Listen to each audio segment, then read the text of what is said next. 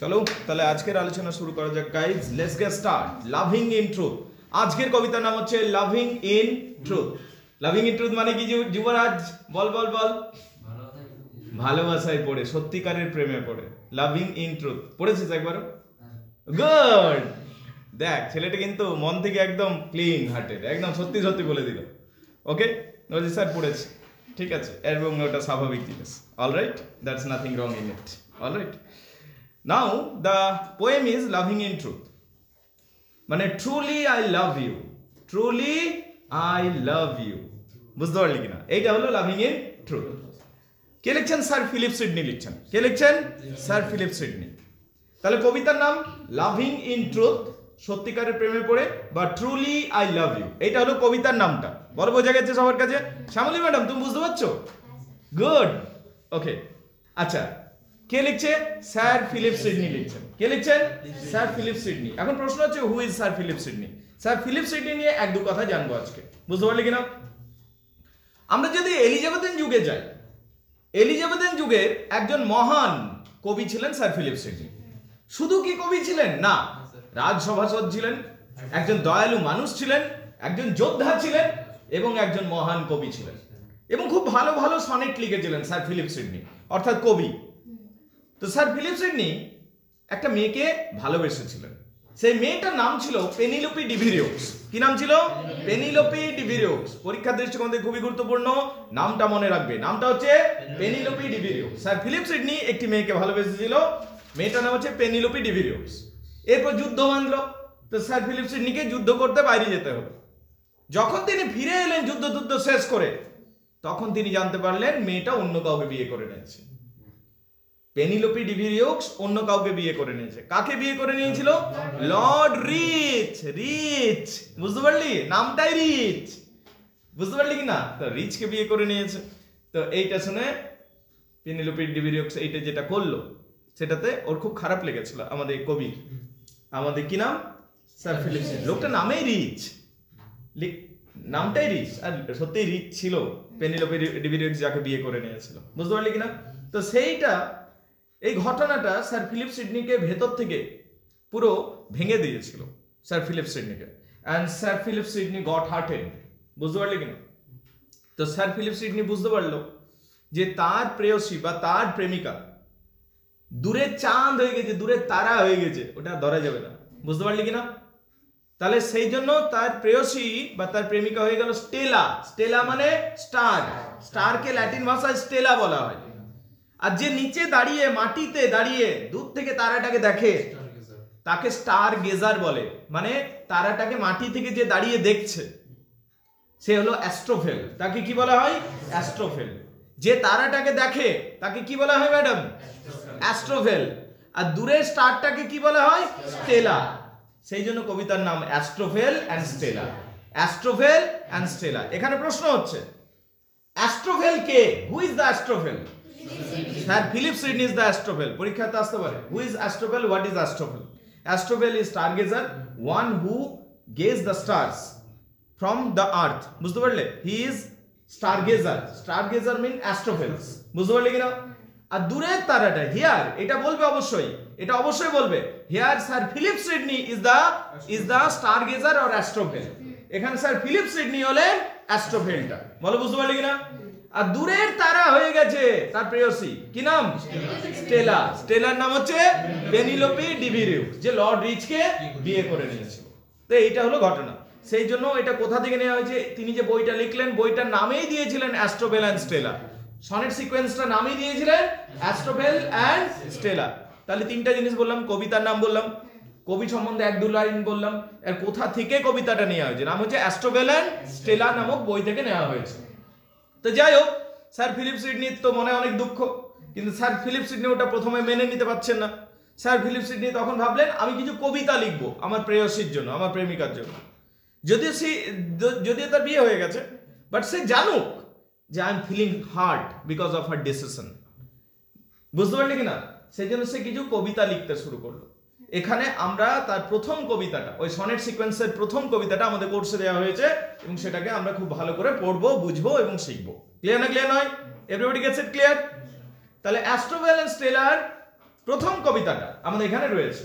কয়েকটা জিনিস আরো কয়েকটা ফান ফ্যাক্ট আমি জানিয়ে দিই অ্যাস্ট্রোফেল অ্যান্ড স্টেলা পড়বার আগে বা লাভিং ইন ট্রুথ পড়বার আগে স্যার ফিলিপ সিডনি সম্বন্ধে। তো এই কবিতা প্রকাশিত হয়ে যাবে, সবই হয়ে যাবে। স্যার ফিলিপ সিডনিকে আবার যুদ্ধে যেতে হবে অনেকদিন পর, বুঝতে পারলে কিনা? কিন্তু ওই যুদ্ধটা ছিল ব্যাটল অফ জুথফেন, বুঝতে পারলে কিনা? ওই যুদ্ধে স্যার ফিলিপ সিডনির পুরো জাংটা কেটে যাচ্ছে, পুরো ঝরঝর করে রক্ত পড়ছে।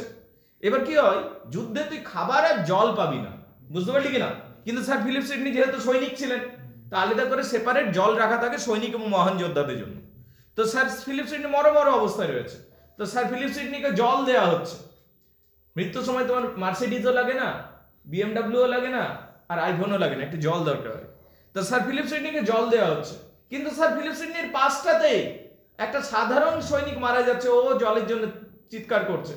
তো স্যার ফিলিপ সিডনি তখন বলল ওর মৃত্যু অবস্থায় যে আমার জল প্রয়োজন নেই, আমার প্রয়োজনে আমার জলটা আমি ওকে দান করে দিচ্ছি। তো স্যার ফিলিপ সিডনি নিজের জলটুকু তার যোদ্ধাটাকে, সাধারণ যোদ্ধাকে দান করে দিয়ে গেছিল মৃত্যুর সময়েও, which is a great thing, যেটা সবাই করতে পারে না, বুঝতে পারলি কিনা? তাহলে এত মহান ব্যক্তি ছিলেন আমাদের স্যার ফিলিপ সিডনি, এবং সেটা দান করে উনি মারা যাচ্ছেন। তো sir Philip Sidney, thy need is more than mine, তোমার প্রয়োজন আমার থেকে বেশি, এই বলে জলটা দান করে মারা যাচ্ছেন। So this is what's the greatness of sir Philip Sidney. তো স্যার ফিলিপ সিডনি সম্বন্ধে আমরা মোটামুটি একটা বিষয় জানলাম। তো স্যার ফিলিপ সিডনি যে মেয়েটাকে ভালোবেসেছিল, সেই মেয়েটার নাম কি রে? পেনিলোপে ডিভিরিউ, যার সাথে প্রেম করেছিল। ও ডটার অফ আর্ল অফ এসেক্সের মেয়ে ছিল, মানে ও একটা জমিদারের মেয়ে ছিল, বুঝতে পারলি কিনা? এবং তার বয়স ছিল 14, মেয়েটার বয়স ছিল। বল স্যার এত এজ ডিফারেন্স, আগেকার অমনিই হতো রে, ঠিক আছে? আগেকার অমনিই হতো, যুবরাজের বয়স থাকবে 40, মেয়েটার বয়স থাকবে 14, অমনিই হতো আগেকার দিনে, বুঝতে পারলি কিনা? আগেকার দিনে অমনিই তো হতো রে, কি ভাবছিস, তাই না? তাহলে কি এখন ওই কলেজ ব্র্যান্ডের মতো নাকি, যে দুজনে 22, এও 22 ও 22, অমনি চলতো না আগেকার, ঠিক আছে? না, আগেকার দিনে অমনিই হতো রে, ঠিক আছে, ফাইন। এবার কি এখানে একটা মিউসের কথা পাবি। মিউস আমরা যখন পড়বো কবিতাটা, ঠিক আছে, একটা মিউস হলো অনুপ্রেরণা দেবী। মিউস মানে অনুপ্রেরণা দেবী। তো গ্রিক মিথোলজি যদি আমরা পড়ি, এগুলো সব কাজে লাগবে, কবিতা পড়াতে গেলে আমার কাজে লাগবে, ঠিক আছে? তো গ্রিক মিথোলজি অনুযায়ী যে তোকে অনুপ্রেরিত করতে পারবে তাকে মিউস বলবো। তাকে কি বলবো? মিউস। মাউস লয়, মিউস মানে অনুপ্রেরণা দেবী, ঠিক আছে? এরাটো হলো মানে 9 জন মিউস আছে। কটা মিউস আছে? 9টা মিউস আছে। তার মধ্যে সব মিউসগুলোর আলাদা আলাদা ডিপার্টমেন্ট আছে। কেউ কমেডির মিউস, কেউ ট্র্যাজেডির মিউস, কেউ তুমি বলতে পারো নাচের মিউস, কেউ গানের মিউস, কেউ লাভ পোয়েট্রি মিউস। তা আমাদের এইটা যেহেতু একটা লাভ পোয়েট্রি, বুঝতে পারলে? মিউজ অফ লাভ পোয়েট্রি নামটা আমাদের জেনে রাখতে হবে। এরাটো, কি নাম? এরাটো। তাহলে মিউজ অফ লাভ পোয়েট্রি মানে প্রেমের কবিতার মিউজকে এরাটো, মনে রাখবে তোমরা, বুঝতে পারলে কিনা? তাহলে প্রসঙ্গত গ্রিক মিথোলজিতে 9 জন মিউস ছিল, ঠিক আছে? তাদের নামগুলো একটু জেনে রাখ, এমনি ক্যালিওপ, এরেটো, ঠিক আছে, মেলপোপেন, এবং এমনি করে করে ইউরেনিয়া, থালিয়া, ঠিক আছে, এমনি করে করে অনেকগুলো 9টা নাম আছে। কিন্তু আমাদের দরকার মূলত কোনটা, যেহেতু এটা একটা প্রেমের কবিতা, দুঃখের কবিতা, এবং কবিতা লেখার যন্ত্রণার কবিতা। ইউ মাস্ট রিমাইন্ড ইট, কবিতা লিখতে গিয়ে কত যন্ত্রণা হয়, এবং হাউ টু রাইট পোয়েম, কবিতা কি করে লিখবো সেই থিওরিও দেওয়া আছে কবিতাটার মধ্যে। তো সেই বিষয়ে কবিতা এটা। তবে আমাদের জানতে হবে যে প্রেমের বিষয়ক যেহেতু কবিতা, প্রেমের কবিতার যে মিউস তার নামটা জানতে হবে তোকে। তার নাম কি? এরাটো, মনে রাখবে, ERATO, এরাটো। দেবীতার নাম কি? এরাটো। ওকে, ফাইন। আচ্ছা, এটা কি ধরনের কবিতা একটু বলতে পারবি? ওটা তো বললি, একদম ঠিক বলেছিস, লাভ পোয়েট্রি, ঠিক আছে। কিন্তু এটা তো 14 লাইনের কবিতা, তাহলে সনেট। তাহলে দুটো ক্যাটাগরিতে পড়ে গেল, প্রেমের কবিতা এবং এটা একটা সনেট। 14 লাইনের কবিতা মানেই সনেট। কিন্তু সনেটের তো 2 ধরনের সনেট হয়, একটা শেক্সপিয়ারিয়ান সনেট, একটা ইটালিয়ান সনেট বা পেত্রাকান সনেট। এটা কোন ধরনের সনেট? এটা পেত্রাকান সনেট বা ইটালিয়ান সনেট। ইটালিয়ান সনেট বা পেত্রাকান সনেট কাকে বলে? এই কবিতা লাভিং ইন ট্রুথ বা অ্যাস্ট্রোফেল অ্যান্ড স্টেলা যেটা আমরা স্যার ফিলিপ সিডনি পড়ছি, এটা ইটালিয়ান সনেট বা এটা একটা পেত্রাকান সনেট। ইটালিয়ান সনেট আর পেত্রাকান সনেট একই। এখন প্রশ্ন হচ্ছে ইটালিয়ান সনেট বা পেত্রাকান সনেট কাকে বলে? ইতালিয়ান সনেট বা পেত্রাকান সনেট হলো 14 লাইনের কবিতা, উপরে 6টা লাইন থাকবে আর নিচে 8টা লাইন থাকবে, উপরে 6টা লাইন নিচে 8টা লাইন। এই পুরো বিষয়টাকে বলা হবে ইটালিয়ান সনেট বা পেত্রাকান সনেট। বুঝতে পারলে কিনা? উপরের 8টা লাইনকে বলা হবে, উপরের 8টা লাইনকে বলা হবে অক্টেভ, আবার কেউ কেউ অক্টেটও বলে থাকে। আর নিচের 6টা লাইনকে বলা হবে সেস্টেট। কি বলা হবে? Sestet. Everybody gets it clear? সবাই বুঝতে পেরে গেছো? ওকে, ডান। এরপরে আমরা কবিতাটা পড়তে শুরু করছি। তাহলে টেকনিক্যাল বিষয়গুলো বলে দিলাম প্রথমেই, সবাই আশা করি বুঝতে পেরে গেছো টেকনিক্যাল বিষয়গুলো। Everybody gets it clear guys? Clear? Okay, তাহলে এটা একটা সনেট, বুঝতে পারলে? কার জন্য লেখা আছে? পেনিলোপে ডিভিরিউক্সের জন্য। অলরাইট, চলো শুরু করলাম কবিতা। I hope you will enjoy it. যারা প্রেমে ছাকা খেয়েছিস তারা আরো ভালো বুঝতে পারবি। Okay, fine. Loving in truth, সত্যিকারের প্রেমে পড়ে, বা ট্রুলি আই লাভ ইউ, সত্যিকারের প্রেমে পড়ে। লাভিং ইন ট্রুথ অ্যান্ড, এবং তোমরা প্রত্যেকটা লাইনের বাংলা মানে লিখে রাখো, প্রত্যেকটা রেফারেন্স লিখে রাখবে, যেন তুমি অন্য কাউকে বুঝিয়ে দিতে পারো। তোর বন্ধু ধর বলছে আমি জানি না, তুই বল আয় আমার কাছে আয়, তোকে বুঝিয়ে দিচ্ছি। ঠিক আছে? তুই একদম ডিটেলসে বুঝিয়ে দিতে পারবি। যখন কোনো কবিতা তুই অন্য কাউকে বোঝাতে পারবি, তখন তুই বুঝতে পারবি যে কবিতাটা আমি বুঝে গেছি। বুঝতে পারলি কিনা? কিন্তু তুই কোনো কবিতা, কোনো গল্প, কোনো নাটক যদি অন্য কাউকে বোঝাতে না পারছিস, তাহলে তুই বুঝে নে এখনো প্রস্তুতি হয়নি। বুঝতে পারলি কিনা? ঠিক, যাই হোক। লাভিং ইন ট্রুথ মানে সত্যিকারের প্রেমে পড়ে। অ্যান্ড ফেন ইন ভার্স, এবং ইচ্ছা হলো। ফেন মানে হলো আনন্দ সহকারী ইচ্ছা বা ব্যগ্রতা। বুঝতে পারলি কিনা? বা আনন্দ সহকারে একটা ইচ্ছা হলো, বা আমার ইচ্ছা হলো, বা প্রচন্ড ইচ্ছা হলো, ব্যগ্রতাও বলা হয় এটাকে। ঠিক আছে? ফেন ইন ভার্স, ভার্স মানে কবিতা, কবিতা লেখার ইচ্ছা হলো। সত্যিকারের প্রেমে পড়ে আমার কবিতা লেখার ইচ্ছা হলো, কিন্তু আগে কোনোদিন কবিতা লিখিনি। বুঝতে পারলে কিনা? এরকম হাল। সত্যিকারের প্রেমে পড়ে আমার কবিতা লেখার ইচ্ছা হলো। কি উদ্দেশ্যে?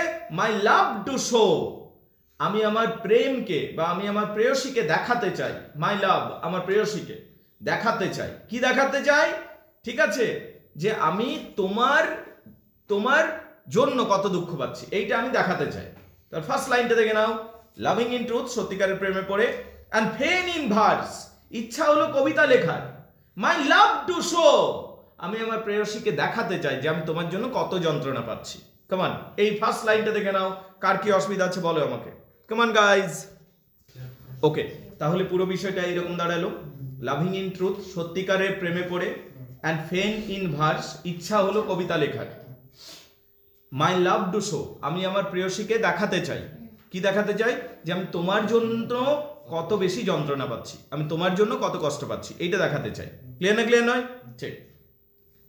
That sea might take some pleasure of my pain. That sea, seater পাশে আবার ব্র্যাকেটে দিয়েছে ডিয়ার সি। ঠিক আছে? শুধু সি বলা যাবে না, রে কেমন সাইকো। ঠিক আছে? ডিয়ার সি, ঠিক আছে? প্রিয়তমা। দ্যাট সি, সি মানে কার কথা বলছে? পেনিলোপে ডিভিরিউক্সের কথা বলছে। যে সে হয়তোবা, মাইট মানে কি? হয়তোবা।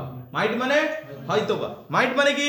হয়তোবা। সে হয়তোবা she might take some pleasure, হয়তোবা কিছু আনন্দ পাবে আমার যন্ত্রণা দেখে।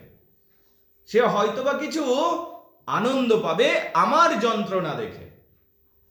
She might take some pleasure of my pain, সে হয়তোবা কিছু আনন্দ পাবে আমার যন্ত্রণা দেখে। বলো এইটুকু বোঝা গেছে কিনা? প্লিজার মানে আনন্দ, পেন মানে যন্ত্রণা। তাহলে সি মাইট টেক, সে হয়তোবা টেক সাম প্লিজার, আনন্দ পাবে। টেক মানে নেওয়া, আনন্দ নিবে, আনন্দ পাবে। বুঝতে পারলি কিনা?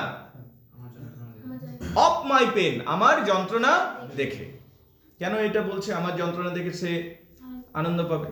যেমন ধর সাপোজ আমি বলছি, সাপোজ অ্যাজ এন এক্সাম্পল বলছি যে ঝিলিককে কেউ খুবই পছন্দ করে। ঠিক আছে? এইবারে পয়েন্ট হচ্ছে যে ঝিলিক জানতে পারলো যে সে ঝিলিকের জন্য খাবার খাচ্ছে না, ঘুমাচ্ছে না, ঠিক আছে, বা হাত কেটে দিচ্ছে, ঠিক আছে, রাইট? তো তখন কি সে তো যন্ত্রণা পাচ্ছে, কিন্তু ঝিলিকের এটা ভালো লাগবে, তার কারণ আমি এতটা স্পেশাল ওর মনে হবে। যে আমি সো মাচ স্পেশাল যে আমার জন্য কেউ ঘুমাচ্ছে না, আমার জন্য কেউ খাচ্ছে না, আমার জন্য হাত কেটে দিচ্ছে। তো মানে যাই হোক, খারাপ লাগবে কিন্তু এটা আনন্দ মিশ্রিত খারাপ। মানে I am so special, I'm getting the special treatment. I'm so special that the boy is not sleeping for me, the boy is not eating, the boy has left schooling, right? এইটার মনে হতে থাকবে। তো ওটাই বলছে, দেখ, that she might take some pleasure of my pain. সে হয়তো আমার যন্ত্রণা দেখে কিছুটা আনন্দ পাবে। বুঝতে পারলে এই লাইনটা মানেটা? Everybody gets it clear? আচ্ছা, তুই মনে হয় বুঝতে পারিস এই লালটু, তোকে এক্সাম্পল দিয়ে বুঝাবো। ওকে, বলছে স্যার বুঝতে পেরে গেছি। ওকে, এভরিবডি গেটস ইট ক্লিয়ার? ঠিক, fine. Pleasure might cause her read. শোন, এটা আমি জানাবো কি করে? আমি কোনো বন্ধুকে পাঠাতে পারি না, আমি এটা চিঠি লিখবো। চিঠিতে আমি লিখবো যে আমি তোমার জন্য 2 দিন খাইনি, 4 দিন ঘুমাইনি, ঠিক আছে, আমি তোমার জন্য কোনো কাজ করতে পারছি না, ওই চিঠিটা লিখবো। বুঝতে পারলি কি না? চিঠিতে আমি আমার যন্ত্রণাগুলো লিখবো, সেই চিঠিটা পড়ে তার ভালো লাগবে। তো সেটাই বলছে, দেখ, pleasure might cause her read, এবং ওই আনন্দটার জন্য, চিঠিটা পড়ে তার আনন্দ হবে, এবং সেইটার জন্য সে চিঠিটা বারবার পড়বে। চিঠিটা একবার পড়লো, কিছুক্ষণ পর আরেকবার লুকিয়ে পড়বে, তারপর আরেকবার লুকিয়ে পড়বে, তারপর ঘুমানোর আগে পড়বে। বুঝতে পারলি? এইরকম হবে। Pleasure might cause her read, আনন্দ পাবে বলেই সে চিঠিটা বারবার পড়বে। বলো, বুঝতে পারলে কিনা? Pleasure might cause her read, ওই আনন্দের জন্য হয়তোবা সে চিঠিটা বারবার পড়বে।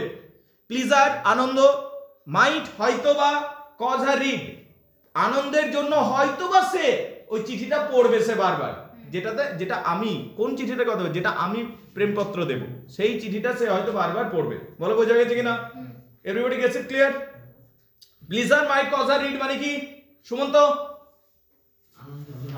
আনন্দের কারণবশত সেই চিঠিটা হয়তো বারবার পড়বে। বুঝতে পারলে কিনা? Are reading mite make her no, আর যতবার সে পড়বে হয়তোবা সে তত বেশি করে আমাকে জানতে পারবে। রিডিং মাইট মেক হার নো, বুঝতে পারলে কিনা? রিডিং মানে পড়াটা, চিঠি পড়াটা, মাইট হয়তোবা, মেক হার নো চিঠি যতবার পড়বে সে হয়তো তত বেশি আমাকে চিনতে পারবে। ক্লিয়ার না? ক্লিয়ার নয়? রিডিং, রিডিং মানে পড়া, চিঠি পড়ার কথা বলছে এখানে, ঠিক আছে? সে যতবার চিঠিটা পড়বে, মাইট মেক হার নো, সে ততবার বা তত বেশি করে আমাকে, আমার হৃদয়কে জানতে পারবে। বলো, এই 3 লাইন ক্লিয়ার কিনা, পরিষ্কার কিনা? এই 3টি বাক্য পরিষ্কার হয়েছে কিনা বলো? যদি কোথাও অসুবিধা আছে বলো, আমি আবার বোঝাবো। কেমন? চলো পরের অংশে আসা যাক, তাই না? ঠিক। নলেজ মাইট পিটি উইন, যখন তার জ্ঞানটা হবে যে আমার জন্য কেউ কষ্ট পাচ্ছে, সেখান থেকে মাইট পিটি উইন, পিটি মানে সিম্প্যাথি তৈরি হবে। পিটি মানে সিম্প্যাথি, আমার জন্য সিম্প্যাথি তৈরি হবে তার, ঠিক আছে? আমার জন্য কি হবে রে? তার যখন ওই জ্ঞানটা হবে যে আমি তার জন্য খাচ্ছি না, ঘুমাচ্ছি না, কাজ করছি না, ঠিক আছে, দেবদাস হয়ে গিয়েছি, আরে এটাই হচ্ছে ব্যাপার। কিন্তু তাও বুঝতে পারলি, মানে পাবো না, কিন্তু একবার তাও একবার চেষ্টা করি, ঠিক আছে? এমনি কিন্তু আসবে না জানি, কিন্তু আমি কষ্টটা, মানে শোন না, ব্যাপারটা ওর মন মানছে না। বুঝতে পারলি কিনা? এইটা হচ্ছে ব্যাপার। ওকে, আচ্ছা, knowledge might pity win, Rajib বাবু বলছে আমি যুদ্ধ করে দিতাম। নলেজ মাইট পিটি উইন, শোন, ওই যখন জ্ঞানটা পাবে তখন সেখান থেকে হয়তো তার সিম্প্যাথি জাগবে আমার প্রতি। এই যে জ্ঞানটা আমি তাকে দিচ্ছি চিঠির মাধ্যমে, যে আমি এমনি এমনি হালে রয়েছি তোমার জন্য, তোমার কথা ভেবে ভেবে, তখন ওই জ্ঞানটার জন্য তার একটা সিম্প্যাথি হতে পারে। পিটি মানে কি? ঠিক আছে? এবং পিটি গ্রাস অবটেন, এবং সিম্প্যাথি থেকে অনেক সময় ভালোবাসা হয়ে যায়, এবং সিম্প্যাথি থেকে কি হয়? অনেক সময় ভালোবাসা হয়ে যায়। তার পুরো লজিকে যাচ্ছে লোকটা। জিনিসটা বোঝ, প্রথমে চিঠি লিখবো, চিঠিটা তার পড়ে ভালো লাগবে, চিঠিটা যতবার পড়বে সে আমার সম্বন্ধে জানবে, আমার নিয়ে ভাববে, এবং আমার নিয়ে ভাবতে ভাবতে তার একটা করুণা হবে, এবং তার করুণা হওয়ার পর সে হয়তো আমাকে ভালোবেসে ফেলবে। কিরকম সিস্টেমেটিক ওয়েতে সে ভাবছে। ক্লিয়ার না? ক্লিয়ার নয়? ঠিক। তাহলে knowledge might pity win and pretty grace obtain. তাহলে নলেজ মাইট, জ্ঞান থেকে হয়তোবা সিম্প্যাথি তৈরি হবে। উইন সিম্প্যাথি, সিম্প্যাথি, সিম্প্যাথি মানে কি? সহানুভূতি তৈরি হবে। আর পিটি গ্রাস অবডেন, এবং সহানুভূতি থেকে গ্রাস অবডেন, সহানুভূতি থেকে অনেক সময় গ্রাস অবডেন, ভালোবাসা অর্জন করা যায়। গ্রাস মানে অনুগ্রহ, দয়া, ভালোবাসা, যা বলবি। গ্রাস মানে হচ্ছে দয়া, কাইন্ডনেস বা ভালোবাসা, এবং তার একটা দয়া, ভালোবাসা, একটা পজিটিভ ভিউ পাবো আমি, বুঝতে পারলে কিনা? তাহলে পিটি এই সিম্প্যাথি থেকে, তার কাছ থেকে আমি একটা দয়া, ভালোবাসা, অনুগ্রহ কিছু একটা পাবো। অবডেন মানে পাওয়া, অবডেন মানে পাওয়া, অবডেন মানে পাওয়া, এবং ওই সিম্প্যাথি থেকে আমি একটা তার কাছ থেকে অনুগ্রহ পাবো, দয়া পাবো, ভালোবাসা পাবো। পাওয়ার ইংরেজিটা হচ্ছে অবডেন। অবডেন মানে পাওয়া, অর্জন করা, বুঝতে পারলে কিনা? অবডেন মানে পাওয়া বা অর্জন করা। Everybody gets it clear? সবাই বুঝতে পারলে? জ্ঞান থেকে হয়তো সহানুভূতি তৈরি হবে, তার জ্ঞান থেকে সহানুভূতি হবে, এবং সহানুভূতি থেকে আমি তার ভালোবাসা পাবো বা দয়া পাবো বা অনুগ্রহ পাবো, বুঝতে পারলি কিনা? এইটা ক্লিয়ার না ক্লিয়ার নয়? মানে কিছু একটা পজিটিভ জিনিস পাবো, এটা বলছে। বলো এটুকু বোঝা গেছে কিনা? আই শর্ট ফিট ওয়ার্ডস, আমি খুঁজে বেড়ালাম। শর্ট মানে সার্চ, আই সার্চ, আমি পুরো খুঁজে বেড়ালাম। এবার কবিতা লিখতে হবে রে। এবার কবিতা লিখতে গিয়ে বেচারা প্রথমবার, ধর যুবরাজ প্রেমে পড়েছে, ও ভাবছে এবার আমি কবিতা লিখবো, কিন্তু কোনোদিন কবিতা লিখেনি। এবারও কবিতা লিখতে বসেছে, কবিতাও কেমন করে লিখবে? সেই জন্য কবিতা কলমও নিয়েছে, খাতাও নিয়েছে, কিন্তু শব্দ খুঁজে পাচ্ছে না বেচারা লিখবার জন্য। আই শর্ট, আমি খুঁজে বেড়ালাম, ফিট ওয়ার্ডস, সঠিক শব্দগুলোকে। ফিট মানে সঠিক, বুঝতে পারলে কিনা? বা উপযুক্ত। আমি খুঁজে বেড়ালাম, আই শর্ট, আমি খুঁজে বেড়ালাম, ফিট ওয়ার্ডস, সঠিক বা উপযুক্ত শব্দগুলোকে, টু পেন্ট, আঁকবার জন্য, দ্য ব্ল্যাকেস্ট ফেস অফ ও, দুঃখের কালো মুখটাকে আঁকবার জন্য। আমি আমার দুঃখের কালো মুখটাকে আঁকবার জন্য সঠিক শব্দ খুঁজে বেড়াতে লাগলাম। কলম নিয়েছি, খাতা নিয়েছি, বসেছি আমি কবিতা লিখবার জন্য, এবং আমি আমার দুঃখের কালো মুখটাকে আঁকবার জন্য আমি কলম খাতা নিয়ে বসেছি এবং সঠিক শব্দ খুঁজে বেড়াচ্ছি। তাহলে বলছে আই শর্ট, আমি খুঁজে বেরিয়েছিলাম, ফিট ওয়ার্ডস, সঠিক শব্দ বা উপযুক্ত শব্দ, টু পেন্ট, আঁকবার জন্য। কি আঁকবার জন্য? দ্য ব্ল্যাকেস্ট ফেস অফ ও, আমার দুঃখের মুখমণ্ডলটা বা কালো মুখমণ্ডলটা। ব্ল্যাকেস্ট ফেস অফ ও, ও মানে দুঃখ, বিপর্যয়, আর্তনাদ, বুঝতে পারলে কিনা? মানে আমার স্যাড পিকচারটা আঁকবার জন্য আমি শব্দ খুঁজতে শুরু করলাম। ক্লিয়ার না ক্লিয়ার নয়? দ্য ব্ল্যাকেস্ট ফেস অফ ও মানে কি? ও মানে দুঃখ, ও মানে বিপর্যয়, ও মানে আর্তনাদ, বুঝতে পারলে কিনা? ও আছে না? তাহলে দ্য ব্ল্যাকেস্ট ফেস অফ ও মানে কি? আমার দুঃখের ছবিটা, আমার দুঃখের ছবিটা। বলো এটুকু বোঝা গেছে কিনা? বোঝা গেছে? স্টাডিং ইনভেনশনস ফাইন, আমি কি করলাম? অন্যের কবিতা পড়তে শুরু করলাম। স্টাডিং, কারণ ওখান থেকে আমার মনে হলো কিছু আবিষ্কার হবে। ওখান থেকে দেখ কি পদ্ধতি, দেখ ঝিলিক বলছে আমি কবিতা লিখবো, প্রেমের কবিতা লিখবো, তো ঝিলিক নিজে লিখতে পারছে না, তার জন্য ঝিলিক কি করছে? অন্যের কবিতা পড়তে শুরু করেছে, যে ওইখান থেকে ইন্সপায়ার্ড হয়ে যাবো, দুটো লাইন মেরে দেবো, ওখান থেকে দুটো লাইন চেপে দেবো, অন্য থেকে দুটো লাইন চেপে দেবো, এমনি করে করে তাহলে একটা কবিতা হয়ে যাবে আমার। ঠিক আছে, এইটা ভাবলো, ঠিক আছে? তাহলে দেখ কি বলছে। হ্যাঁ কি বলো? আচ্ছা সুস্মিতা বলছে, আচ্ছা সুস্মিতাকে বলছি যে সুস্মিতাকে কোনো এক্সাম্পল দিচ্ছে না, ঠিক আছে সুস্মিতা? এর পরেরটা তোমাকে এক্সাম্পল দিয়ে বলবো, ঠিক আছে? ওকে ফাইন, অলরাইট, ঠিক আছে। ওকে ঠিক। তাহলে ভাই স্টাডিং ইনভেনশন ফাইন মানে কি? আমি অন্যের কবিতা পড়তে লাগলাম। ইনভেনশন মানে আবিষ্কার করার জন্য। ইনভেনশন মানে কি? একটা ভালো, ফাইন মানে ভালো, সুন্দর, বুঝতে পারলে? ফাইন মানে কি? সুন্দর। একটা সুন্দর কবিতা আবিষ্কার করার জন্য আমি অন্যের কবিতা পড়তে শুরু করলাম। স্টাডিং, পড়াশোনা করা। স্টাডিং মানে কি? আমি অন্যের কবিতা পড়তে শুরু করলাম। কিসের জন্য? একটা ইনভেনশন মানে নিজের কবিতা আবিষ্কার করার জন্য, একটা নিজের সুন্দর কবিতা আবিষ্কার করার জন্য। তাহলে অন্যের কবিতা পড়তে শুরু করলাম। স্টাডিং, স্টাডিংটার মধ্যে এতটা ঢুকে আছে। স্টাডিং মানে কি? অন্যের কবিতা পড়তে শুরু করলাম, বুঝতে পারলে? ইনভেনশন ফাইন, একটা সুন্দর আবিষ্কার করার জন্য। এবার আবিষ্কারটা কি রে? আবিষ্কারটা কি? হ্যাঁ, একটা কবিতা লেখা, ওটাই তো আবিষ্কার। কবির কাছে কি আবিষ্কার হবে? কবির কাছে নতুন কবিতা লেখাটাই ওর কাছে আবিষ্কার। তাহলে আমি অন্যের কবিতা পড়তে শুরু করলাম নিজের আবিষ্কার করবার জন্য, বুঝতে পারলে কিনা? এটুকু বোঝা গেছে? হার উইটস টু এন্টারটেইন, তার, হার মানে কি? তার, উইট, উইট মানে কি? মনটাকে, বা শোন, উইট মানে বুদ্ধি, তার বুদ্ধিকে আমি এন্টারটেইন করতে চাই। উইট মানে কি? মানে আমি কবিতা লিখবো, ও তো বুদ্ধি দিয়েই সবকিছু বুঝবে, তার বুদ্ধিটাকে এন্টারটেইন করতে চায়, তার বুদ্ধিটার মনোরঞ্জন করতে চায়। তাকে খুশি করতে চায় এক কথার জন্য, তার বুদ্ধিটাকে, উইট মানে কি বুদ্ধি, উইটটাকে এন্টারটেইন করতে চাই।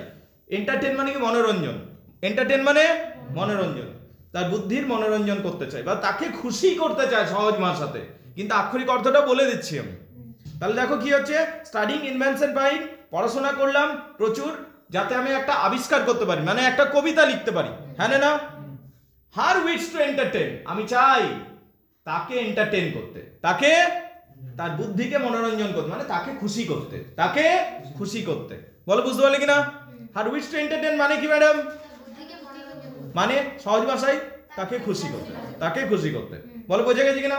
এন্টারটেইন পর্যন্ত দেখে নাও, কার কি অসুবিধা আছে বলো, আমি বোঝাবো। কেমন গাইজ, বল কি প্রশ্ন আছে? তাহলে অংশটা কি ছিল? স্টাডিং ইনভেনশন ফাইন হার উইটস টু এন্টারটেইন, অর্থাৎ কি অন্যের কবিতা লিখতে শুরু করলাম নিজের কবিতা লিখবার জন্য এবং তাকে খুশি করার জন্য, ব্যাস এইটুকু আছে। তারপরে দেখ, ওফেন টার্নিং আদার স্লিভস, অফট মানে ওফেন, অফট আছে না, ওফেন মানে মাঝে মধ্যে, প্রায় শতই।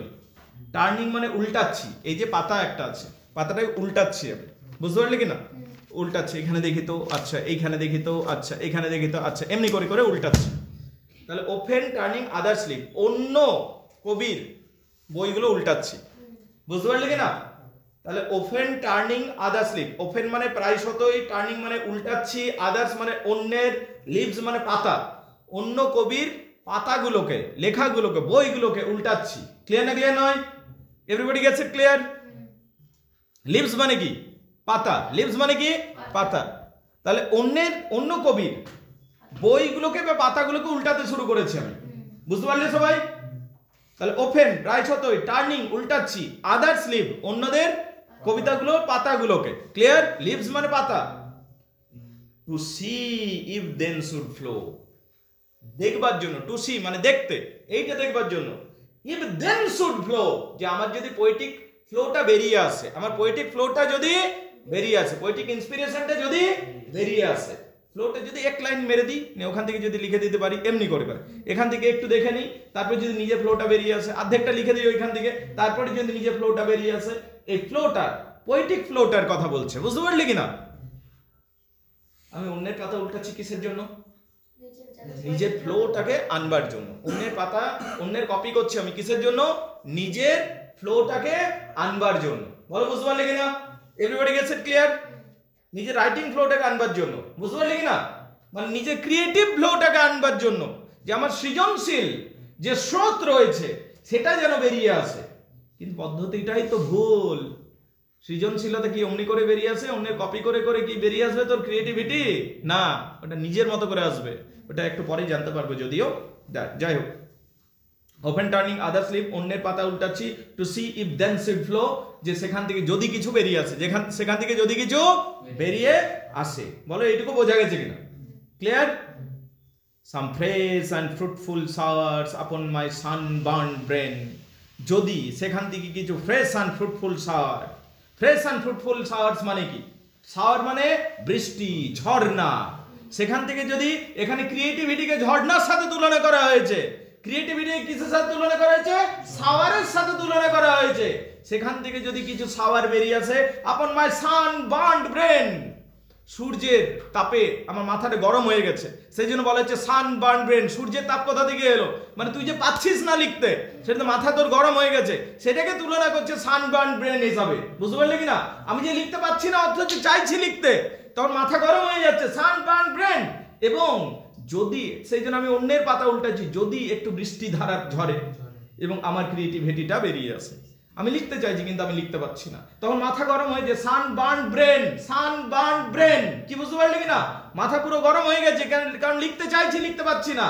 তখন আমি অন্যের পাতা উল্টাচ্ছি, যদি সেখান থেকে ঝর্ণার ধারাটা বা বৃষ্টি ধারা, অনুপ্রেরণার বৃষ্টি ঝরে পড়ে। বলো বুঝতে পারলে কিনা? এটুকু দেখে নাও, কেমন? এটুকু দেখে নাও। Some fresh and fruitful showers মানে কিছু কিছু ঝর্ণার ধারা, অনুপ্রেরণার ঝর্ণার ধারা, বুঝতে পারলে কিনা? মানে কিছু কবিতার লাইন, ফ্রেশ কবিতা লাইন, ফ্রেশ শব্দ যদি ঝরে পড়ে আপন মাই সানবার্ন ব্রেন, আমার কনফিউজ ব্রেনের উপর। সানবার্ন ব্রেন মানে কি? গরম হয়ে যাওয়া মাথা, মানে কনফিউজড। আমার কনফিউজ ব্রেনটা, সানবার্ন ব্রেন মানে কি? কনফিউজ ব্রেন যেখান থেকে আনপ্রোডাক্টিভ ব্রেন, যেখান থেকে কোনো কিছু বেরিয়ে আসছে না, কোনো শব্দ বেরিয়ে আসছে না, কোনো কবিতা বেরিয়ে আসছে না, সেটা হলো আনপ্রোডাক্টিভ ব্রেন। বুঝতে পারলি কিনা? সেটাকে কনফিউজ ব্রেন বলা হচ্ছে, সেটাকে সানবার্ন ব্রেন বলা হচ্ছে। বলো বুঝতে পারছো কিনা? Everybody gets it clear? Come on, go on. এইটুকু দেখে নাও ব্রেন পর্যন্ত। কার কি অসুবিধা আছে? ওয়ার্ড ধরে ধরে যাও, বলো আমাকে। অফকোর্স ওপেন টার্নিং আদার স্লিপ, অন্যের পাতা মাঝে মধ্যে উল্টাচ্ছি, টু সি, এইটা দেখবার জন্য, ইফ দেন শুড ফ্লো, যে ঝর্ণার ধারাটা বা অনুপ্রেরণার ধারাটা বা সৃজনশীলতার ধারাটা যদি বেরিয়ে আসে। বুঝতে পারলে কিনা? সাম ফ্রেশ অ্যান্ড ফ্রুটফুল শাওয়ার্স আপন মাই সানবার্ন ব্রেন, যদি ঝর্ণার ধারা বেরিয়ে আসে আমার গরম, মানে যদি ঝর্ণার ধারা বেরিয়ে আসে আমার কনফিউজড ব্রেনের উপর, আমার কনফিউজড ব্রেনটার উপর, যেখান থেকে কিছু তৈরি হচ্ছে না, সেইটার জন্য আমি অন্যের পাতাগুলো উল্টাতে শুরু করলাম। অন্যের পাতা আমি উল্টাতে শুরু করলাম কেন? অন্যের পাতা উল্টাতে শুরু করলাম কেন? তার কারণ আমার ব্রেনটা কনফিউজড হয়ে গেছে, আনপ্রোডাক্টিভ হয়ে গেছে, সে সেখান থেকে কিছু বার করতে পারছে না, তাই অন্যের পাতা উল্টাচ্ছি। যদি সেখান থেকে কিছু ফ্রেশ ফ্রুটফুল শাওয়ার্স বা নতুন সৃজনশীলতা বেরিয়ে আসে, নতুন সৃজনশীলতা, এই যে ফ্রেশ অ্যান্ড ফ্রুটফুল শাওয়ার্স বলছে না, এটা হচ্ছে সৃজনশীলতা। এটা কি বলছে? সৃজনশীলতার স্রোত যদি বেরিয়ে আসে আমার কনফিউজ ব্রেনের উপর। বুঝতে পারলে কিনা? দেখে নাও কার কি অসুবিধা আছে বলো। তাহলে এই পর্যন্ত আমরা জানলাম যে কবি নিজে লিখতে পারছে না। এবার নিজে লিখতে যেহেতু পাচ্ছে না, নিজে লিখবার চেষ্টা করছে কিন্তু পাচ্ছে না, তাই কবি কি পদ্ধতি নিচ্ছেন এখনো পর্যন্ত? অন্য কবিতে লেখা কবিতাগুলো দেখা, উল্টানো এবং ওখান থেকে কপি করার চেষ্টা করছে। এই পর্যন্ত দেখলাম। ক্লিয়ার না? ক্লিয়ার নয়?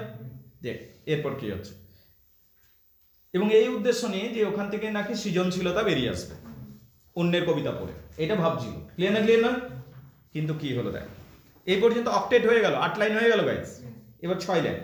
But words came halting forth, কিন্তু শব্দ আসছিল থেমে থেমে আসছিল। হল্টিং ফর্থ মানে থেমে থেমে এগিয়ে আসা।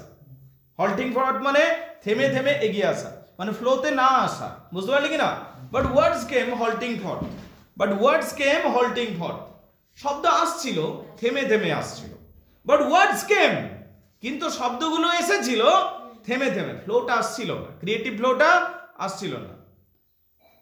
ওয়ার্ডস কেম তাহলে আসছিল কিভাবে? কপি করছিস না তুই, দেখে দেখে ওখান থেকে দুটো মারলি, পরের কবিতা থেকে দুটো লাইন চিপলি, তার পরের লাইন থেকে, তার দুটো কবিতা থেকে আরো একটা ফ্রেজ তুলে নিলি।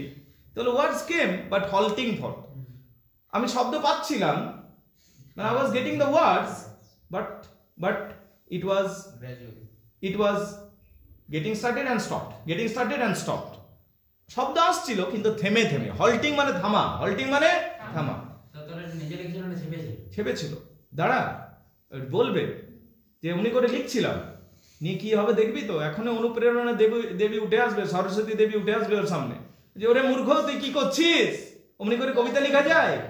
এমনি করে বলবে ওকে, বলছে নিজের হৃদয়ে তাকার কবিতা লিখ, অমনি করে ছেড়ে দে কবিতা, অমনি করে হয় না, এখন বোঝাবে ওকে। দেখো কি বলছে, but words came halting forth, কিন্তু শব্দগুলো এলো থেমে থেমে। ক্লিয়ার না? ক্লিয়ার নয়? ওয়ান্টিং ইনভেনশন স্টে, আবিষ্কারের অভাব বোধ হচ্ছিল। ওয়ান্টিং ইনভেনশন, ওয়ান্ট মানে অভাব, ওয়ান্ট মানে অভাব, ইনভেনশন মানে আবিষ্কার, স্টে মানে আটকে থাকা, আবিষ্কারের অভাব বোধ হচ্ছিল। ওয়ান্টিং ইনভেনশন স্টে মানে কি? আবিষ্কারের অভাব বোধ হচ্ছিল। অমনি করে আমি লিখছিলাম কিন্তু আবিষ্কারের অভাব বোধ হচ্ছিল। বলো বোঝা গেছে কিনা? Everybody gets it clear? হ্যাঁ, ঠিক। ইনভেনশন, আবিষ্কার হলো নেচার চাইল্ড, প্রকৃতির সন্তান। আবিষ্কার হলো আসলে প্রকৃতির সন্তান। ইনভেনশন নেচার চাইল্ড, আবিষ্কার প্রকৃতির সন্তান। আবিষ্কার কার সন্তান? প্রকৃতির সন্তান। আবিষ্কার কার সন্তান? প্রকৃতির সন্তান। তাহলে আবিষ্কার কার সন্তান? প্রকৃতির সন্তান। ওকে, তাহলে ইনভেনশন নেচার চাইল্ড, ইনভেনশন কি? Nature child. আবিষ্কার হলো প্রকৃতির সন্তান, আবিষ্কার হলো প্রকৃতির সন্তান। সত্যি কিন্তু আবিষ্কার কিন্তু প্রকৃতির সন্তান। পড়াশোনা করে হবে না, যে কবিতা লিখতে পারে, শোন, ও যে পড়াশোনা নাও জানে কবিতা লিখতে পারবে। অল্প স্বল্প হয়তো 1 2 3 4 পড়েছে, দেখবি গ্রামের কিছু লোক থাকে খুব সুন্দর সুন্দর কবিতা বানিয়ে দেয়। হয়তো হাইলি কোয়ালিফাইড নয়, আবার অনেক দেখতে পাবে খুব হাইলি কোয়ালিফাইড কিন্তু কবিতা লিখতে পারছে না। তো এটা একটা ন্যাচারাল জিনিস যার মধ্যে যে ক্রিয়েটিভিটিটা রয়েছে। অনেক লোক কি কোনো সায়েন্সের পড়াশোনা করেনি কিন্তু এমন ছোট ছোট জিনিস আবিষ্কার করে দিয়েছে যেগুলো সত্যিই প্রবলেম সলভিং। তাহলে ইনভেনশন ব্যাপারটা না, ওটা ন্যাচারাল জিনিস। ইনভেনশন হচ্ছে ন্যাচারাল জিনিস, মানে মানে আবিষ্কার হচ্ছে প্রকৃতির সন্তান। তাহলে ওটাই বলছি, দেখ ইনভেনশন নেচার চাইল্ড, কবিতা লেখাটা হলো প্রকৃতির সন্তান, ওটা পড়াশোনার চোটে হয় না, বুঝতে পারলে কিনা? Invention nature child. যেমন ধর সাপোজ আমি বলছি, তোর বল না, মিকা সিং এর নাম শুনেছিস? হানি সিং, মিকা সিং, এই যে মিকা সিং আছে, ঠিক আছে, ও তো বোধহয় ক্লাস 5 পর্যন্ত পড়েছে, ঠিক আছে। দলের মেহেন্দি ও 6 পর্যন্ত পড়েছে। কিন্তু ওরা যে কবিতা লিখে, গান লিখে, ওইগুলো তো ক্রিয়েটিভ জিনিসটা। তাহলে ক্রিয়েটিভিটি পড়াশোনার উপর নির্ভরশীল নয়, এটা বুঝতে হবে। ক্রিয়েটিভিটি প্রকৃতির সন্তান, তোর মধ্যে যদি আছে ক্রিয়েটিভিটি নিজে থেকে বেরিয়ে আসবে, আন্ডারস্ট্যান্ডেবল? তাহলে দেখো বলছে ইনভেনশন নেচার চাইল্ড, আবিষ্কার হলো প্রকৃতির সন্তান, আবিষ্কার হলো প্রকৃতির সন্তান। ফ্লেড, আবিষ্কার পালিয়ে যায়। স্টেপ ড্যাম স্টাডিজ ব্লো, পড়াশোনার মারের চোটে। এবার স্টেপ ড্যাম, পড়াশোনাকে বিমাতার সাথে তুলনা করা হয়েছে বা সৎ মাতার সাথে তুলনা করা হয়েছে। স্টেপ ড্যাম মানে হচ্ছে সৎ মা। তার মানে কি, যে মা, মানে সৎ মায়ের একটা কনসেপ্ট আছে ট্র্যাডিশনালি, সবার ক্ষেত্রে প্রযোজ্য হবে তা জরুরি নয়, ট্র্যাডিশনালি যে খুব নিষ্ঠুর হয়, বুঝতে পারলে কিনা? তো এখানে বলছে যে নেচার হলো অরিজিনাল মাদার, ইনভেনশনের অরিজিনাল মাদার কে? নেচার। আর তার স্টেপ মাদার কে হচ্ছে? স্টাডি, পড়াশোনা। তো স্টেপ মাদারের কাছে সবসময় পড়াশোনা পালায়, তা তুই যখন পড়াশোনা করতে যাচ্ছিস ওখান থেকে আবিষ্কার পালিয়ে যাচ্ছে, বুঝতে পারলে কিনা? এবং আবিষ্কারের ন্যাচারাল মাদারকে, ন্যাচারাল মাদার নেচার, বুঝতে পারলে কিনা? আবিষ্কারের আসল মাকে, অরিজিনাল মাদারটাকে নেচার। তাহলে আবিষ্কার আসবে নেচারের ক্লোজ টু নেচার। তুই যত ক্লোজ টু নেচার হবি, যত তুই প্রকৃতির কাছে যাবি, তত তুই অনুপ্রেরিত হবে, নিজে থেকে লিখতে পারবি। আর যত তুই পড়াশোনার মাধ্যমে যাবি, তোর আবিষ্কার তত কমে যাবে। তার কারণ হচ্ছে ওটা হচ্ছে বিমাতা বা সৎ মাতা, বুঝতে পারলে কিনা? তাহলে এখানে ওই থিওরিটা দিয়েছে যে প্রকৃতি হলো আবিষ্কারের অরিজিনাল মাদার, বুঝতে পারলে? তাই প্রকৃতির কাছে যখন তুমি যাবে বা নেচারালি কোনো কিছু তুমি করবার চেষ্টা করবে, তখন তুমি বেশি আবিষ্কার করতে পারবে। কিন্তু যখন তুমি পড়াশোনার মাধ্যমে করতে যাবে, পড়াশোনা হচ্ছে স্টেপ মাদার, তো স্টেপ মাদার খুব নিষ্ঠুর প্রকৃতির হয়। তো সেই জন্য ওখান থেকে সবসময় ইনভেনশন নামক চাইল্ডটি পালিয়ে যায়, ইনভেনশন নামক চাইল্ডটি পড়াশোনার চোটে পালিয়ে যায়। ওইটাই বলছে, দেখ ইনভেনশন নেচার চাইল্ড, ইনভেনশন হলো প্রকৃতির সন্তান, আবিষ্কার, ইনভেনশন মানে আবিষ্কার হলো প্রকৃতির সন্তান। ফ্লেড, ও পালিয়ে যায়। স্টেপ ড্যাম স্টাডিজ ব্লো, বিমাতা বা সৎমা পড়াশোনার মারের চোটে, বুঝতে পারলে কিনা? এখানে পড়াশোনাকে বিমাতার সাথে তুলনা করা হলো বা স্টেপ মাদারের সাথে তুলনা করা হলো, আর নেচারকে অরিজিনাল মাদারের সাথে তুলনা করা হলো। ইনভেনশনের তাহলে দুটো মা আছে, ইনভেনশনের অরিজিনাল মাদারের নাম কি? প্রকৃতি, নেচার। আর ইনভেনশনের বিমাতা বা সৎ মায়ের নাম কি? স্টাডি। বলো বোঝা গেছে কিনা? Everybody gets it clear? ঠিক। ব্লো মানে কি? মার। ব্লো মানে মার। তাহলে ইনভেনশন পালিয়ে যায়, ফ্লেড মানে পালিয়ে যায়, স্টেপ ড্যাম মানে সৎ মা পড়াশোনার মারের চোটে, স্টাডি মানে পড়াশোনা, ব্লো মানে মার, বুঝতে পারলে? তাহলে ইনভেনশন আবিষ্কার পালিয়ে যায় পড়াশোনার যে হচ্ছে তার সৎ মা, তার মারের চোটে। বলো বুঝতে পারলে কিনা? মানে অন্যের কবিতা পড়ে পড়ে তুমি কবিতা লিখে দেবে, ওইটা হয় না, আন্ডারস্ট্যান্ডেবল? ঠিক। অ্যান্ড আদার্স ফিট, এবং অন্যের কবিতাগুলো, আদার্স ফিট মানে অন্যের পায়ের ছাপগুলো, অন্যরাও হয়তো প্রেমে পড়েছে এবং তারা নিজেদের পায়ের ছাপ রেখে গেছে, যে এমনি এমনি ফিলিংস হয়েছিল। তো ওইগুলোকে বলছে আদার্স ফিট, অন্যের প্রেমের কবিতাগুলো। আদার্স ফিট মানে আগের যে কবি রয়েছে তাদের প্রেমের কবিতাগুলোকে বলা হচ্ছে আদার্স ফিট, বুঝতে পারলে কিনা? অন্যের পায়ের ছাপগুলো বা অন্যের প্রেমের কবিতাগুলো।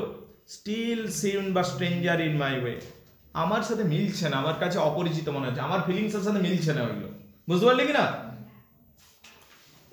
তাহলে আদার্স ফিট মানে অন্যের পায়ের ছাপগুলো বা অন্যের প্রেমের কবিতাগুলো, মানে যেগুলো অন্যান্য কবিতারে রেখেছে, স্টিল সিম, সিম মানে মনে হওয়া, স্টিল মানে এখনো পর্যন্ত মনে হচ্ছে, কি মনে হচ্ছে?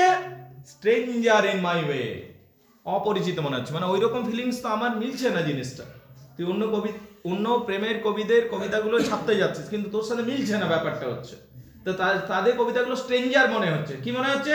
স্ট্রেঞ্জার। বলো এই লাইনটা পরিষ্কার কিনা? বা আদার্স ফিট মানে কি বললো ম্যাডাম? অন্যের পায়ের ছাপ মানে অন্যের লেখা কবিতাগুলো, অন্যের ফিলিংস গুলো, ঠিক আছে, যেগুলো কবিতার মধ্যে তারা ঢেলে গেছে, ওগুলো সিমড মানে মনে হচ্ছে, স্ট্রেঞ্জার মানে অপরিচিত মনে হচ্ছে, ইন মাই ওয়ে ওগুলো আমার মতো নয় মনে হচ্ছে, বা আমার কাছে অপরিচিত মনে হচ্ছে। ক্লিয়ার না? ক্লিয়ার নয়? Everybody gets it clear? আগে বলো ওয়ে পর্যন্ত ক্লিয়ার কিনা? কবিতা প্রায় শেষ হয়ে গেছে, আর 2-3 লাইন আছে। ক্লিয়ার না? ক্লিয়ার নয়? দাস যেভাবে, আগে ওয়ে পর্যন্ত দেখে নাও, তারপর আচ্ছা তারপরের অংশে দেখো একটা শব্দ হলো গ্রেট উইথ চাইল্ড মানে কি আগে বলছে শোন। গ্রেট উইথ চাইল্ড এটা একটা ফ্রেজ। গ্রেট উইথ চাইল্ড মানে pregnant lady. Great with child মানে কি? গ্রেট উইথ চাইল্ড মানে কি? অন্তঃসত্ত্বা স্ত্রী। বুঝতে পারলি কিনা? Pregnant lady. Great with child মানে কি? Pregnant lady. দেখো দাস, দাস মানে যেভাবে, যেভাবে একটি pregnant lady, Das great with child. Das great with child মানে কি? যেভাবে একটি প্রেগন্যান্ট লেডি, একটি অন্তঃসত্ত্বা স্ত্রী, যেভাবে একটি প্রেগন্যান্ট লেডি, বুঝতে পারলি কিনা? To speak and helpless in my throws, প্রসব যন্ত্রণায় কথা বলবার চেষ্টা করে, ঠিক আছে, যন্ত্রণায় ভোগে। And helpless in my throws, ঠিক আমিও যেন ঠিক সেই রকম অসহায় হয়ে পড়েছি। শোন, একটা প্রেগন্যান্ট লেডি যেভাবে অসহায় হয়ে পড়ে, একটা প্রেগন্যান্ট লেডি যেভাবে চাইল্ড বার্থের সময় অসহায় হয়ে পড়ে, আমিও কবি হিসাবে ঠিক একই রকম অসহায় হয়ে পড়েছি। তার কারণ আমার মনে হচ্ছে শিশুটাকে আমি জন্ম দেব, যেটা হচ্ছে কবিতা। আমার শিশু কোনটা? কবিতা। কিন্তু আমি জন্ম দিতে পারছি না। প্রেগন্যান্ট লেডি বলছে আমি শিশুটাকে জন্ম দেব, কিন্তু শিশুটা বার হচ্ছে না। তখন যেরকম ভাবে সে যন্ত্রণায় কাতর হয়ে পড়েছে, আমিও কবি হিসাবে আমার চাইল্ডটা যেহেতু প্রডিউস হচ্ছে না, অথচ আমার প্রচন্ড ইচ্ছা চাইল্ডটাকে প্রডিউস করার, সেই রকম আমি প্রসব যন্ত্রণায় ভুক্তভোগী হয়ে রয়েছে। এইটা বলছে। মানে কবি এখানে একটা কবিকে নিজে একটা প্রেগন্যান্ট লেডির সাথে তুলনা করছে। Here the poet compares himself with a pregnant lady. A pregnant lady wants to give birth the child, but the child is not coming out. একটা প্রেগন্যান্ট লেডি শিশু জন্ম দিতে চাইছে, শিশুটা বেরিয়ে আসছে না, and the lady is literally helpless. In the same manner, একই রকম ভাবে, a poet wants to produce poetry, but the poetry is not coming out. It is emotionally the equal state. Emotional কন্ডিশনটা একই।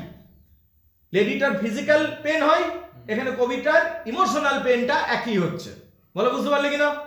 ও কবিতা লিখতে চাইছে, কবিতা বেরিয়ে আসতে চাইছে, কিন্তু ও লিখতে পারছে না, প্রডিউস করতে পারছে না। তাহলে আমার কন্ডিশনটা ঠিক সেই রকম একটা প্রেগন্যান্ট লেডির মতো হয়ে গেছে, যে প্রসব যন্ত্রণায় ভুক্তভোগী। বলো বুঝতে পারলে কিনা? এটুকু লাইনটা clear? Thus great with child to speak and helpless in my throes. যেভাবে একটা শিশু যেভাবে একটা প্রেগন্যান্ট লেডি শিশুর জন্ম দিতে চাইছে, কিন্তু শিশু জন্ম দিতে পারছে না এবং যন্ত্রণায় কাতর হয়ে পড়েছে, ঠিক সেই রকম ভাবে হেল্পলেস ইন মাই থ্রোজ, আমিও, থ্রোজ মানে প্রসব যন্ত্রণা, থ্রোজ মানে কি? প্রসব যন্ত্রণা, বার্থ পেন। বুঝতে পারলে কিনা? আমিও ঠিক একই রকম প্রসব যন্ত্রণায় কাতর হয়ে পড়েছি, কারণ আমিও কবিতার জন্ম দিতে পারছি না। বলো বুঝতে পারলে কিনা? Everybody gets it clear? এই সুমন্ত বুঝতে পারলি? Good. Biting my truant pen, আমি কামড়াচ্ছি রাগে, আমি আমার অবাধ্য কলমটাকে, যখন আরে লিখাই হচ্ছে না, কামড়াতে শুরু করেছে, পুরো কামড়াতে কামড়াতে ব্রাশ বানিয়ে ফেলেছিস, ঠিক আছে? তো পয়েন্ট হচ্ছে যে আমি অবাধ্য কলমটাকে কামড়াতে শুরু করেছি। বাইটিং মানে কামড়ানো, বাইটিং মানে, ঠিক আছে? মাই আমার, ট্রুয়েন্ট পেন, ট্রুয়েন্ট পেন মানে জানিস অবাধ্য কলম। আমি আমার অবাধ্য কলমটাকে কামড়াতে শুরু করেছি রাগে। বুঝতে পারলে কিনা? আমি আমার অবাধ্য কলমটা কি করতে শুরু করেছি? রাগে কামড়াতে শুরু করেছি। বিটিং মাইসেলফ ফর স্পাইট, আমি নিজেকে মারছি। তোর এটা দেখবি পরীক্ষা তেমনি হাল হয়। একটা ইজি প্রশ্ন যেটা তো জানা আছে কিন্তু মনে পড়ছে না, তখন তুই কি করিস? কলমটা কামড়াতে থাকিস, নিজেকে মারতে থাকিস, মনে কর রে আর 5 মিনিট আছে, এইরকম হালটা, বুঝতে পারলি কিনা? তো আমি রাগে কলম কামড়াতে শুরু করেছি, নিজেকে রাগে মারছি, beating myself for spite. Spite মানে রাগ বা ঘৃণা। আমি নিজেকেই রাগে মারছি, নিজেকেই রাগে মারছি এবং কলম কামড়াতে শুরু করেছি, কারণ শব্দগুলো বেরিয়ে আসছে না। আমার এই রকম অসহায় অবস্থা, বলো বুঝতে পারলি কিনা? বুঝতে পারছিস? তাহলে বিটিং মাই ট্রেন পেন, আমি আমার অবাধ্য কলমটা কামড়াতে শুরু করেছি, কামড়ে কামড়ে ব্রাশ বানিয়ে দিয়েছি অর্ধেকটা। বিটিং মাইসেলফ ফর স্পাইট, এবং নিজেকে রাগে মারছি। কেন মারছি কেন? শব্দটা বেরিয়ে আসছে না, সেই রাগে মারছি। তোদেরও কন্ডিশন হয়, বলছি না যে অনেক সময় একদম জানা উত্তর পরীক্ষাতে মাথায় আসছে না, তো রাগে তুই নিজেকেই মারছিস। ঠিক সেই রকম হাল হয়েছে এনার। ফুল সেড মাই মিউজ, হঠাৎ করে আমার অনুপ্রেরণা দেবী আমাকে বলে উঠল, ওরে মূর্খ। কে বললো? সরস্বতী দেবী বলে উঠলো। এখানে কিন্তু সরস্বতী দেবী কনসেপ্ট পাবি না, এখানে এরাটো। বুঝতে পারলি কিনা? আমার অনুপ্রেরণা দেবী আমাকে বলে উঠলো, মাই মিউজ। মিউজ মানে অনুপ্রেরণা দেবী, মিউজ মানে অনুপ্রেরণা দেবী। Fool said my muse to me, আমার অনুপ্রেরণা দেবী আমাকে বলে উঠলো, আমার অনুপ্রেরণা দেবী আমাকে বলে উঠলো, ফুল, ওরে মূর্খ, লুক ইন দাই হার্ট অ্যান্ড রাইট, নিজের হৃদয়ে দেখ আর লিখে ফেল। কোনো কবিতা, কোনো বই দরকার নেই, তোর নিজের যা ফিলিংস আসছে ওইটার দিকে তাকা, তুই লিখে ফেল। ওরে মূর্খ, তুই অন্যের কেন কপি করতে যাচ্ছিস? নিজের হৃদয়ে তাকা এবং লিখে ফেল। কে বললো? আমার অনুপ্রেরণা দেবী আমাকে বললো। পরীক্ষাতে ধরো তুমি পাচ্ছ না, এটা অর্ধেক জানা আসছে, অর্ধেক মনে আসছে না, তুমি আস্তে আস্তে বন্ধুর দিকে দেখে লিখছো। ঠিক সেই রকম স্যার বলছে, ফুল, মূর্খ, লুক ইন দাই হার্ট অ্যান্ড রাইট, নিজের হৃদয়ে তাকা আর লিখে ফেল। ঠিক সেই রকম ভাবে অনুপ্রেরণা দেবীটা কবিকে বলছে, নিজের হৃদয়ে তাকা, তোর ফিলিংস গুলো তোর হৃদয়ে রয়েছে, ওইটা তাকা আর সেগুলো লিখে দে, কারো কপি করার দরকার নেই, তবেই গিয়ে তুই অরিজিনাল কবিতা প্রডিউস করতে পারবি। তাহলে এইভাবে কবিতাটা শেষ হচ্ছে। শেষ line, full said my muse to me, আমার মিউজ, আমার অনুপ্রেরণা দেবী আমাকে বলল, মূর্খ, লুক ইন দাই হার্ট, ওরে মূর্খ সন্তান, তুই নিজের হৃদয়ে তাকা, লুক ইন দাই হার্ট, নিজের হৃদয়ে তাকা, অ্যান্ড রাইট, আর লিখে ফেল। মানে তাহলে কবিতা কিভাবে লিখতে হয়? নিজের ইমোশনের দিকে তাকাও আর সেইগুলোকে লেখো, কারো কপি করতে যাও। তাহলে এই কবিতাটা শোন, আমার কথাটা শোন, এই কবিতাটা যতটা না প্রেমের কবিতা, তার থেকে বেশি হলো how to right poem. Poem কিভাবে লিখতে হয় তার থিওরিটা দেওয়া আছে। পোয়েম কিভাবে লিখতে হয়? নিজের মন থেকে লিখতে হয়, সেই ব্যাপারটা বোঝানো আছে।